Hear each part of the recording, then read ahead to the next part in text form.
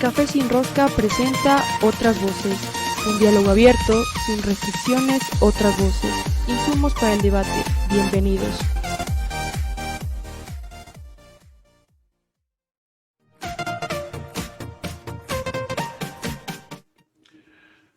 Continuamos en Café Sin Rosca aquí en Hoja de Ruta Radio y damos la más cordial bienvenida al embajador Fernando Yepes, con quien vamos a conversar sobre el año, hoy se cumple un año del conflicto de la OTAN contra Rusia. Contrariamente a lo que dicen los grandes medios de comunicación sobre una criminal invasión, pues hay que hacer en contexto justamente cómo se inicia este conflicto que hoy tiene un año y que ha dado pie para que el señor embajador de los Estados Unidos aquí en Ecuador haga una gira de medios indicando que ellos han pedido que China y otros países no apoyen a Rusia. Vamos a conversar justamente con un conocedor del derecho internacional. Bueno, ¿qué es lo que ha pasado y en este año de este conflicto de la OTAN contra Rusia? Estimado embajador, muy buenos días. Muy buenos días, Armando. Muy buenos días a todos y todas. Mil gracias a Hoja de Ruta por esta gentil invitación. Realmente este primer año del conflicto en Ucrania invita a una reflexión profunda sobre los motivos de la situación que vivimos, de este conflicto bélico tan lamentable, de la situación del mundo, del rumbo que toma el mundo y de la posición del Ecuador y de otros países al respecto. Creo que es muy importante partir del hecho de que tiene que haber un análisis profundo del tema desde una perspectiva histórica y sobre todo desde una perspectiva realista, equilibrada, partiendo desde luego de los principios del derecho internacional, pero también de la realidad política, de una realidad política que lamentablemente no es cubierta por los medios occidentales, como nunca antes, como nunca en ningún conflicto, ni siquiera en las grandes guerras mundiales. Hoy hay una censura absoluta de los medios rusos, están prohibidos, están censurados, no pueden aparecer en las capitales occidentales ni en muchos otros lugares. Es decir, hay un flujo informativo de un solo lado, que es una distorsión tremenda de la realidad. No se puede analizar este conflicto sin tomar en cuenta el expansionismo de la OTAN, sin tomar en cuenta la amenaza constante a las fronteras de Rusia. No se puede analizar este conflicto sin tomar en consideración lo que ocurrió en el año 2014, la famosa Primavera Naranja, y sobre todo el incumplimiento de los posteriores acuerdos de Minsk. Y lo que ha ocurrido es simplemente la continuación de una ampliación injustificada de la OTAN. Y la OTAN, como todos sabemos, considera a Rusia como el enemigo a vencer. Es decir, si una alianza militar se expande, aumenta su buen nivel de influencia, llega a las fronteras mismas de su enemigo, pues es una situación que causa alarma. Desde luego, hay que considerar también que la operación militar rusa no está tampoco apegada al principio del derecho internacional. Debía seguir otros caminos, los que señala la Carta de San Francisco. Pero esto es muy fácil de hablar. Lo difícil es partir y comprender cuál es la historia de Rusia, un país que ha sido víctima de invasiones tremendamente dolorosas, que en la Segunda Guerra Mundial perdió a 25 millones de hijos de la Unión Soviética entonces, que sufrió antes el intervencionismo en la guerra civil, que así ha sido en toda su historia víctima de invasiones y de fronteras hostiles. Todas esas lecciones pues son parte de la reacción de Rusia. Y una última cosa, que hizo un amigo una reflexión muy válida. Se criticaba pues la acción militar rusa, indicando que, pues, como dije anteriormente, que no está acorde con el derecho internacional, con la Carta de las Naciones Unidas. Pero un amigo decía con razón, ¿pero qué esperaban? ¿Que pase como en la Segunda Guerra Mundial? ¿Que los nazis estén a 20 kilómetros de Moscú? Todo esto es muy, muy complejo lo que ha ocurrido y muy lamentable, porque lo peor es la pérdida de vidas humanas, no pocas, realmente miles de vidas humanas, la destrucción material y todo lo que implica para la confianza, la estabilidad y la vigencia del derecho internacional en la vida de las naciones. Claro, la reacción rusa, o sea, no es que de un rato al otro se levantaron y dijeron, no, quiero invadir Ucrania porque, bueno, quiero hacerme de esos territorios. O sea, Crimea siempre fue parte de Rusia. O sea, la parte de Crimea es más, recordamos nosotros que los premiers de la Unión Soviética vacacionaban en Crimea. Claro. Entonces, una de las de esas cosas son las que no se toman en cuenta. Ahora, en los tratados de Minsk se hablaba de que ningún país fronterizo con Rusia debía pertenecer a la OTAN. Eso no se ha respetado en los últimos años. Y Ucrania creo que es uno de los países que está pidiendo ese ingreso a la OTAN. Ese ingreso a la OTAN se hace con algún tiempo de antelación porque tienen que analizar, obviamente, pero esto no ha caído muy bien, pues obviamente en Rusia, quien se siente vulnerado en su derecho porque no se han tratado no se han respetado estos tratados. Claro, los tratados de Minsk, los acuerdos de Minsk, realmente fueron una forma de solución del momento tan difícil que se dio el año 2014-2015. Sin embargo, como bien dices tú, no se cumplieron esos acuerdos. Y los países que actúan como garantes del cumplimiento, entre ellos países occidentales como Francia, pues tampoco hicieron el esfuerzo de exigir el cumplimiento. Y Ucrania no solamente que aspira a ser miembro de la OTAN, sino que de hecho pues es un enclave de la OTAN, ¿no es cierto? Si nos ponemos a ver la vinculación que tienen, el flujo de armamentos, la presencia militar, asesores, equipo, todo eso va más allá de la membresía, ¿no es cierto? En la realidad es un enclave pues en la frontera misma de Rusia, que es una constante amenaza a su seguridad.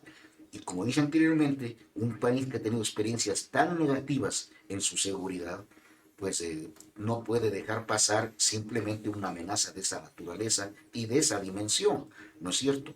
Más aún con los antecedentes, las sensibilidades que hay, las declaraciones pues poco constructivas de parte de los países de la OTAN, el propio alto representante de la Unión Europea, el señor Borrell, realmente es una decepción. Una de las grandes lecciones que deja este conflicto en este primer año es el triste papel de la Unión Europea, de los países europeos, que realmente han dejado de ser una potencia gravitante, una potencia con su identidad propia, una potencia pues acorde con su tradición histórica, cultural y su potencial económico, para ser realmente un títere de los Estados Unidos, absolutamente. En este año han pasado cosas que en los medios no aparecen, ciertamente en el Ecuador tampoco, ¿no? Que merecen la más absoluta condena, como es los atentados contra el oleoducto de Nord Stream, ¿no es cierto? Es una cosa, pues, de un acto de terrorismo internacional, ¿no es cierto?, que ataca directamente a los aliados europeos de los propios Estados Unidos, que son los perjudicados por la falta de, pues, Pero eso de no lo flujo de harán gas. con el fin de que estos aliados tomen partido y digan, no, pues, o sea, nos está afectando a nosotros directamente sin saber quién es el que ataca estos productos, pero irse contra Rusia directamente y obligarles a que ingresen en el Bueno, conflicto. ese puede haber sido uno de los objetivos, fortalecer aún más la alianza, a pesar que más servilismo es difícil de encontrar, sobre todo en países pues, con una tradición histórica tan grande, verlos ahora pues tan sometidos es una pena y pues hace pensar mucho sobre el futuro del mundo, que requerimos un mundo multipolar.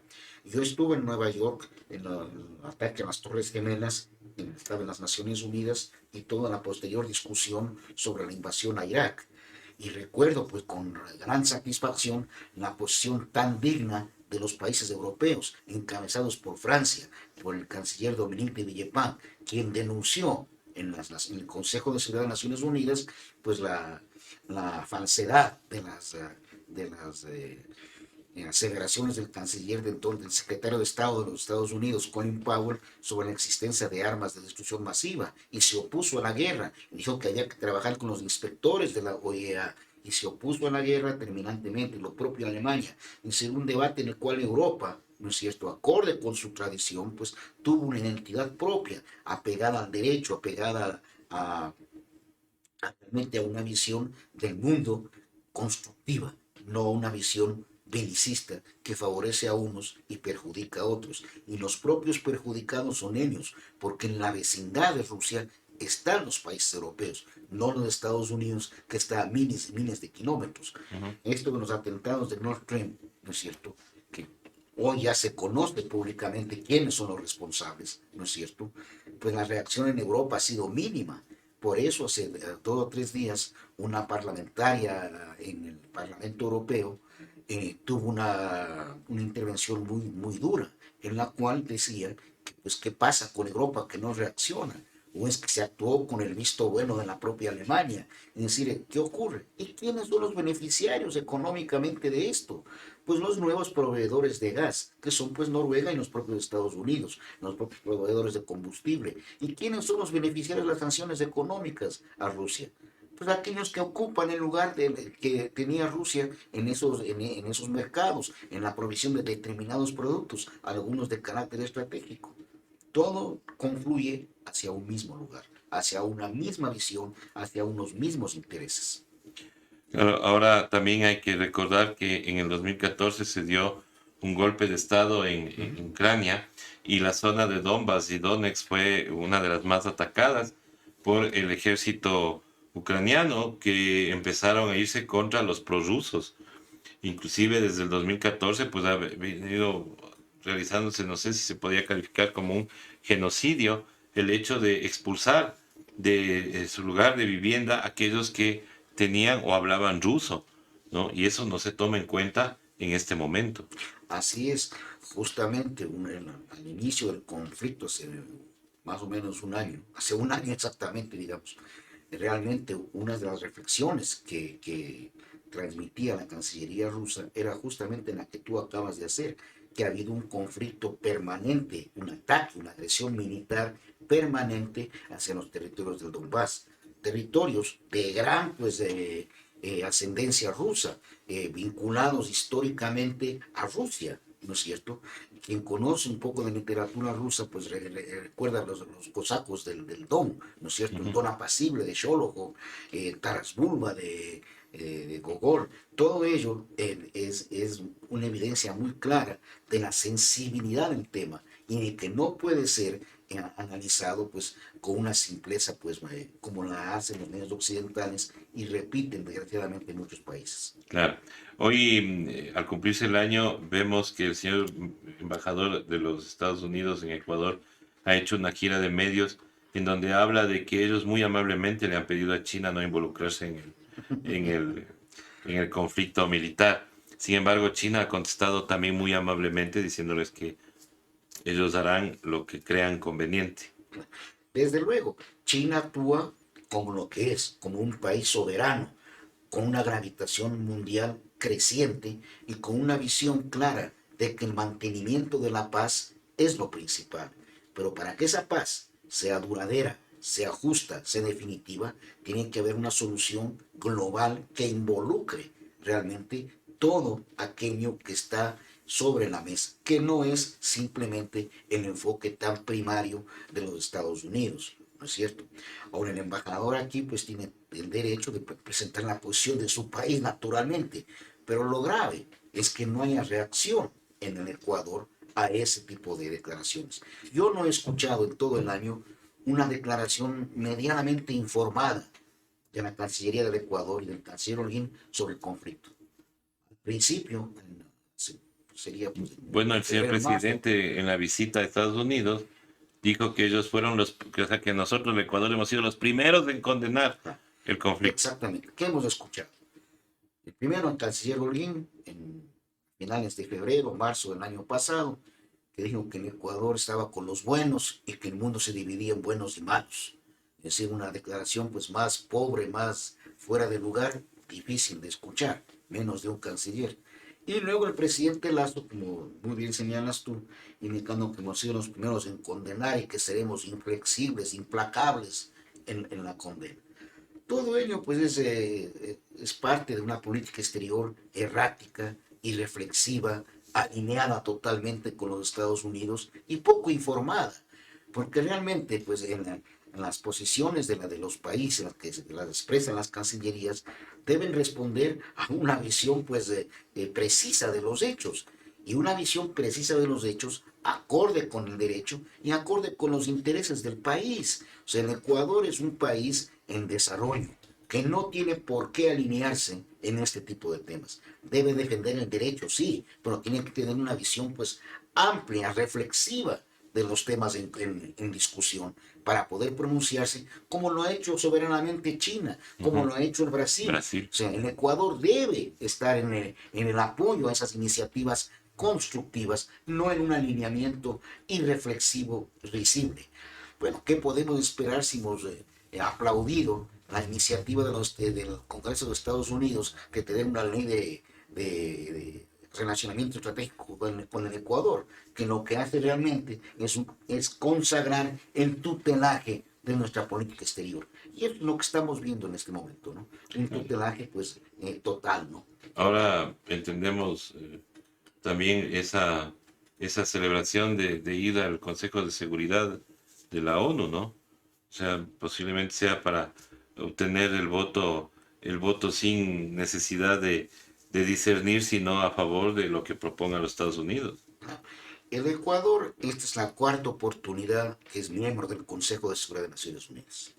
En las tres primeras, el Ecuador tuvo una actuación realmente muy destacada que mereció el reconocimiento, el aplauso de nuestra región, porque el Ecuador va como miembro no permanente por América Latina, ¿no es cierto?, y el Caribe. Yo recuerdo con mucha precisión en el año 91-92 en que fuimos miembros del Consejo de Seguridad durante la presidencia de Rodrigo Borja, el papel tan destacado que tuvo el Ecuador durante la Guerra del Golfo, ¿no es cierto?, actuando de acuerdo con el derecho, de acuerdo con nuestros intereses. Hubo una iniciativa, ¿no?, en la que pretendían que el Consejo de Seguridad pueda reformar fronteras. El Ecuador, que todavía tenía en esa época pendiente su problema con el Perú, obviamente se opuso y tuvo una actitud pues muy proactiva, muy decisiva en este tema, al decir y defender el principio de que las fronteras se fundamentan en títulos jurídicos, no en las conquistas territoriales por la fuerza, y que no pueden ser modificadas, que son intangibles. Eso lamentablemente no ocurre. El Ecuador tiene una posición totalmente alineada con los Estados Unidos en todos los temas. Entonces, en el Consejo de Seguridad, lejos de ser una voz que debería estar pues solidaria con las iniciativas como la del Brasil, es pues realmente un reflejo del tutelaje que vivimos.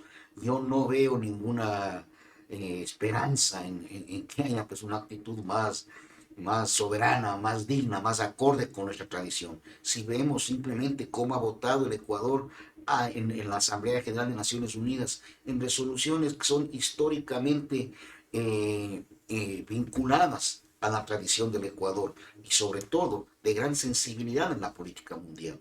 Como el Ecuador, por ejemplo, se abstiene en votaciones sobre la condena a Israel por su política en los territorios ilegalmente ocupados y su sistemática violación de derechos humanos. Históricamente, ¿cómo ha votado Ecuador en ese Siempre tema? hemos condenado. ¿Por qué? Porque el principio de no reconocimiento de las conquistas territoriales por la fuerza es un principio que nace en nuestra historia, ¿no es cierto? Es el principio enunciado por el mariscal Sucre luego de la batalla de Tarqui. La justicia de Colombia es la misma antes que después de la batalla. Es decir, los derechos territoriales no cambian por el resultado de la batalla, se fundamentan en sus títulos históricos y jurídicos. Entonces, ¿cómo el Ecuador puede cambiar su votación en un tema tan sensible, en un tema que no tiene tiene muchísimas resoluciones de la Asamblea General de Naciones Unidas, del Consejo de Seguridad de Naciones Unidas, en la cual se condena a Israel? Y que es un principio básico del derecho, pues el no reconocimiento de las conquistas territoriales por la fuerza. Más aún, Israel no solamente que ha conquistado territorios, sino que avanza en asentamientos humanos en esos territorios ocupados y mantiene una política sistemática de violación de los derechos humanos que ha sido denunciada por el mundo entero. Y en las Naciones Unidas pues, se han aprobado muchísimas resoluciones con esa condena y con una votación pues abrumadora. El Ecuador hoy ha cambiado de posición. Otra barbaridad, como el Ecuador este año se abstiene en la votación de condena al nazismo, que es increíble, y es justamente por el tema de Ucrania. En Ucrania la presencia del nazismo pues es más que evidente, ¿no es cierto? Eso lo conocemos siempre, no de ahora solamente, sino tradicionalmente. Pues hasta ahora hay homenajes a Stepan Bandera, el ucraniano pro-nazi, pues el líder del nazismo en Ucrania. Todo ello pues lleva a querer presentar una imagen diferente del nazismo, lo cual es tremendamente perjudicial y que va de la mano del surgimiento de gobiernos fascistoides en Europa y también pues una corriente muy dura en América Latina en la que tienes tú pues partidarios de ideas pues totalmente contrarias al derecho, ¿no? A los Claro. derechos humanos. Regresando un poco al tema del conflicto de la OTAN contra Rusia. Rusia es una potencia militar. Rusia podría haber invadido realmente Ucrania hasta Kiev. Claro, hubiera habido una catástrofe humanitaria terrible. Pero si esto fuera una invasión, uno piensa que llegarían hasta la ciudad del poder político, tomarse el poder político, defenestrar al gobierno, como lo hace Estados Unidos. Acá se ha logrado liberar las ciudades fronterizas donde estaban siendo atacados las personas que hablaban ruso, aquellas personas prorrusas, y se ha mantenido el orden hasta ahí. Y ellos se han mantenido en esa línea. O sea, hay que entender de que Rusia lo que está es defendiéndose, no está atacando. O sea, esto creo que muchos analistas se han dado cuenta, obviamente han expresado sus opiniones, pero a nivel de los grandes medios y de la propaganda, pues se habla de la criminal invasión de Rusia. Bueno, esa es la imagen se ha presentado en los medios occidentales, promovida desde luego por los Estados Unidos, los países europeos, que son quienes controlan los grandes medios de comunicación. Acá, pues prácticamente no hay ninguna información diferente o hay muy limitada. Evidentemente, las operaciones militares que lleva adelante Rusia son limitadas, no es una guerra de conquista, pues, ¿no es cierto? Ujú. Si no, pues hubiera sido, como dices tú, utilizar todo el poder a su alcance. Pero también es importante reflexionar que la prolongación del conflicto, no solamente en la operación militar, sino la falta de salida al mantenimiento de la paz, al cese de hostilidades, a la construcción de esa paz duradera, se ve pues realmente impedido de avanzar en esa por la gran provisión de armas de la OTAN, pues por el involucramiento directo de los países de la OTAN y los Estados Unidos, no solamente en equipos, hombres, en tecnología, todo aquello, no, sino en los millones de millones de millones gastados en este equipamiento militar, ¿no es cierto? Ustedes ven en los medios cómo se tapa eso, pues casi se quiere presentar como una resistencia heroica de Ucrania, cuando lo que hay realmente es una distorsión de todo esto. Estados Unidos destina miles de millones de dólares a la guerra en Ucrania, ¿no es cierto? Que es un gran negocio para sus compañías, pues para su complejo militar industrial. La guerra al final deja réditos, deja ganadores económicos, y esos ganadores son los fabricantes de armas, ¿no es cierto? Mientras que no destina casi nada para las víctimas de este desastre ecológico en Ohio, ¿no es cierto? Ni para la calidad de su vida. Cada vez hay más los indicadores económicos de Estados Unidos, cada vez son más, están deteriorándose permanentemente en las cuestiones sociales muy simples, como vivienda, como bienestar. Eso Hay es una alerta de deterioro. default en Estados Unidos. Además, pero como ellos pues controlan el dólar, pues siempre tienen mejores formas de protegerse, ¿no es cierto? Sin embargo, una de las lecciones que va a dejar que está dejando este conflicto es el hecho de que hay países muy importantes que están viendo formas de justamente diferentes de manejar sus relaciones económicas y comerciales, es decir, abandonando el dólar y buscando otras monedas o instrumentos de cambio, justamente por la irreflexiva dureza de las sanciones contra Rusia, irreflexiva dureza e injusticia de esas sanciones, ¿no es cierto? Nuevamente sanciones que tienen también una orientación clara de beneficio a alguien, ¿no es cierto? Y de evitar que veían que se podía aislar a Rusia. Rusia es un país inmenso, es un gigante, no es pues simple aislarlo, ¿no? Y es un país pues, muy poderoso. Entonces las sanciones realmente han sido un fracaso, ¿no? Han sido un fracaso en cuanto a aislar a Rusia, pero se han dejado ganadores en términos de intercambio.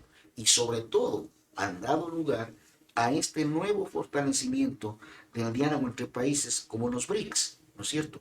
Brasil, China, India, Sudáfrica, que tienen alternativas muy interesantes. La India, por ejemplo, ha empezado formas distintas de comercio, abandonando el dólar. China tiene una serie de iniciativas y la iniciativa del presidente Lula sobre una mediación para llegar al fin del conflicto, al cese de hostilidades por lo menos, para empezar a construir una paz duradera, son iniciativas muy valiosas que hablan justamente de un mundo multipolar en el cual desgraciadamente Europa, que fue siempre un protagonista de la historia mundial, hoy está pues en una posición totalmente secundaria. A mí me preocupa que todas estas declaraciones a nivel diplomático de Ecuador puedan tener repercusiones luego con las relaciones que tengamos con Rusia. Rusia es uno de nuestros principales socios comerciales en el tema de banano, flores, inclusive camarón, cacao. O sea, hay una relación comercial bastante importante, lo cual pone en riesgo luego de las declaraciones del canciller Holguín y del presidente. Sin embargo, Rusia se ha mantenido tranquila, hay una representación diplomática aquí en el país, no se ha tenido ningún problema, pero acaba el conflicto y podría haber alguna repercusión, estimado embajador. Yo creo que como dije anteriormente, nuestra política exterior es errada, alineada y poco informada, ¿no es cierto? El Ecuador tiene intereses muy grandes con Rusia, no solamente en el orden pues, comercial, en el cual efectivamente hemos crecido muchísimo, ¿no es cierto? Mi primera misión diplomática fue justamente en Moscú, en la Unión Soviética, como comentamos alguna vez. En esa época, pues apenas había un comercio por compensación, es decir, vendíamos 30.000 toneladas de banano y nos pagaban con camiones y fertilizantes. Pero luego, en la época de la Revolución Ciudadana, pues realmente se inició un despegue inmenso de las relaciones con Rusia. No solamente en el campo comercial, que ya venían creciendo sistemáticamente, sino en nuevos proyectos de cooperación, de una renovada cooperación en infraestructura, en salud, en lo cultural. Es decir, hay muchísimo que tiene Rusia que ofrecer al Ecuador para una cooperación mutuamente beneficiosa. Algo que ha sido tradicional es la cooperación en educación. Entonces, tenemos cientos de becarios ecuatorianos en Rusia que contribuyen pues, con su formación al desarrollo del país, ¿no es cierto? Todos son intereses permanentes del Ecuador que no pueden dejar ese de lado, peor con un alineamiento tan marcado.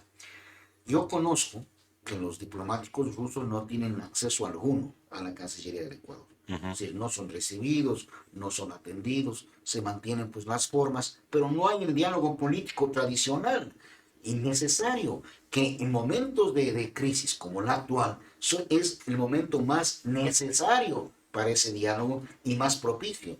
No pueden en Ecuador estar pues de espaldas a una realidad, y la realidad es que Rusia tiene relaciones con el Ecuador, relaciones muy constructivas, de respeto mutuo y de un gran potencial que nosotros debemos conservar, fortalecer y profundizar. ¿Cómo es posible que en Ecuador haya hecho rondas de consultas previo a su incorporación al Consejo de Seguridad, lo cual estaba muy bien, pero creo yo que era evidente que tenía que hacerlo con los miembros permanentes del Consejo de Seguridad y con los demás miembros y otros actores relevantes. ¿Cómo no tiene ronda de consultas con un miembro permanente del Consejo de Seguridad como es Rusia? ¿No es cierto? Que además está en un conflicto. Pues tienen que oír a las partes, tienen que escuchar, no puede ser ciego. Mientras tanto, tuvo consultas con un país como Israel, que no es miembro del Consejo de Seguridad, y con qué tradición, pues, ¿no? Si decimos que nos abstuvimos de tener consultas con Rusia porque el conflicto, la operación militar, está reunida con la Carta de Naciones Unidas, ¿cómo podemos tener con Israel, que es un país que sistemáticamente no solamente viola la Carta, sino todas las resoluciones emanadas de los órganos de Naciones Unidas? ¿No es cierto? Entonces, pues no hay coherencia en esto, no solamente que no hay coherencia, sino que no hay oficio, ¿No no será hay improvisación de conocimiento. quienes están al frente del tema Es diplomático? una improvisación muy grande en la política exterior, ¿no es cierto? Y realmente, como dije, no solamente queda errática y reflexiva, alineada, sino mal informada, pues falta conocimiento. Ayer el ministro de Gobierno, ¿no es cierto? En la rueda de prensa con el senador Rubio de Estados Unidos, dice que nos visita uno de los senadores de mayor prestigio. Bueno, pero yo no entiendo, o sea, la Cancillería no proporciona a los ¿Una ayuda a ministros memoria, una alguna ayuda de cosa? memoria, algo, por favor. O sea, el senador Rubio, ¿no es cierto?, es considerado pues uno de los senadores más extremistas en el Senado de los Estados Unidos, cuestionado por muchísimas cosas, desde sus campañas hasta por los hechos, ¿no es cierto?, e identificado con todo aquello que es contrario a la democracia verdadera en América Latina. Hay algo más contrario a la democracia, al derecho, que el intervencionismo, que el propiciar golpes blandos, que la calificación como terrorista de estados, que promover el bloqueo, que promover las medidas unilaterales. Todo eso es contrario al derecho. Viene aquí a hablarnos de democracia. Y sobre todo le recibe como que llegara pues el máximo apoyo que podemos recibir. ¿No es cierto? Por favor, ¿no es cierto? Pero y coincidencialmente el embajador de los Estados Unidos visita la Fiscalía General del Estado para reunirse con 5 generales de la policía. Esto deja dudas de intervención en nuestra justicia. ¿Qué tiene que hacer un embajador de un país extranjero en nuestra fiscalía? La verdad es que todo esto es producto del alineamiento y de la sumisión que tenemos, que tiene en Ecuador, gracias a la política pues, tutelada del presidente Lazo. Eso es inconcebible. En ningún país un embajador extranjero va a la fiscalía a ver si toman declaraciones o no, a generales, a opinar o no. No, esto no, así no funcionan las relaciones internacionales. Aquí lo que hay es pues un intervencionismo terrible, ¿no? Terrible, inaceptable en todo sentido, ¿no? Pues ya no es la primera vez, pues ya hablo de narcogenerales antes, pues de las visas, de todo lo que hemos visto es una cadena de intromisiones, ¿no es cierto? Totalmente. Estimado embajador, quiero agradecerle por haber estado con nosotros, darnos una visión diferente de lo que sucede en este conflicto que ya lleva un año, un conflicto en que toda la OTAN ataca a Rusia. Hay que decirlo así, así es, porque este no es solo un problema de Ucrania con Rusia, es toda la OTAN que quiere salirse con la suya, poner sus bases dentro de Ucrania, controlar el territorio ruso. Y yo diría, en esa reciprocidad, eh, ¿por qué no le dejan a Rusia tener bases en Venezuela, en Cuba, en Nicaragua, cerca de los Estados Unidos, también para que se controlen mutuamente, ¿no? O sea, así tendríamos un control del lado y del otro lado, entonces seamos buenos vecinos, digamos. Pero no es así. Acá se mueven las frutas de acuerdo a quienes nos están dominando en este momento y es Estados Unidos quien manda en este país. Estimado embajador, sus palabras finales de la audiencia. Realmente agradezco muchísimo a Hoja de Ruta esta oportunidad para conversar de un tema tan importante y que desgraciadamente no es tratado con la profundidad que merece. Únicamente se repiten los titulares de los grandes medios que son propiciados justamente por uno de los actores de esto, que son los Estados Unidos a través de la OTAN y ellos directamente. Pero es muy importante considerar que no solamente la OTAN está involucrada, ¿no?, sino que los Estados Unidos buscan involucrar a otros países. Aquí mismo en América Latina hubo aproximaciones directas, sí, a Argentina, a Colombia, para que proporcionen material bélico para el conflicto a favor de Ucrania y la OTAN, ¿no?, lo cual fue rechazado por estos países en forma digna y soberana, ¿no es cierto? Otros países, si tuvieran material bélico, ya lo hubieran dado, ¿no es cierto? En el caso nuestro no me cabe la menor duda, pero quién sabe si podemos dar otras cosas que también les interesan, ¿no es cierto? Todo eso hay que estar muy, muy atentos de la evolución, pero no hay transparencia en cómo se ejecuta esta mal llamada ley de asociación estratégica con Estados Unidos. Tenemos que estar muy pendientes de cómo evoluciona esa cooperación con Estados Unidos, ¿no es cierto? El Ecuador requiere las mejores relaciones con Estados Unidos, pero relaciones de soberanía, dignidad, respeto mutuo y cooperación mutuamente beneficiosa. Otro tema que es muy importante recalcar, también en otras regiones del mundo en desarrollo, del sur global, ha habido intentos de que tengan pronunciamientos a favor de la especie de Estados Unidos, la OTAN, ¿no es cierto? Sin embargo, creo que es importante recordar lo que dijo un líder africano. A nosotros Rusia jamás nos ha invadido, a nosotros Rusia jamás nos ha colonizado, a nosotros Rusia no nos ha robado nuestros recursos naturales. ¿Cuál es el imperialismo ruso? ¿Cuál es el expansionismo ruso? Que son las potencias occidentales. Estados Unidos en el siglo XIX en América Latina, no solamente pues que tuvo su doctrina del destino manifiesto, sino que cortó como queso a México, pues California, Nuevo México y la mitad de Texas hoy son de Estados Unidos, ¿no es cierto? Antes eran de México. Las intervenciones en nuestro país, en nuestra región, pues son innumerables, muchas violentas, los golpes de Estado, todo lo que conocemos, ¿no es cierto? Y lo propio de los europeos en el África, y fueron potencias coloniales en América Latina, en Asia y en África. ¿Con qué legado? ¿No es cierto? Con legados, pues muchas veces realmente, pues, no solamente tristes y dignos de toda condena, sino sumamente complejos en todo su alcance real, ¿no es cierto? Todo eso tiene que estar presente en estas reflexiones, ¿no es cierto? Y la única forma de lograr avanzar en el cumplimiento de lo que queremos todos, que es el cese de hostilidades y la construcción de una paz justa y duradera, tiene que ser pues realmente con un examen profundo de la situación y de los intereses de las partes, en el que no puede haber un país que sea títere de otra potencia para hacer daño a otra y evitar el avance de un mundo multipolar que ponga fin a un hegemonismo que hemos vivido ya muchos años. Y que nos ha hecho mucho daño. Estimado embajador, muchísimas gracias por haber estado con nosotros. Nosotros también agradecemos a todas las personas que se conectaron a Facebook, a YouTube y a nuestra aplicación. Nuestra página web sigue en mantenimiento. Ya les avisaremos cuando la volvemos a poner al aire, porque obviamente hay que darles a ustedes lo mejor para que puedan informarse. Agradecemos el haber estado con nosotros en esta semana.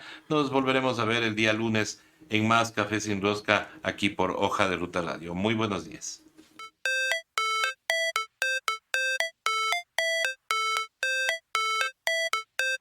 Recuerda visitarnos en todas nuestras redes sociales.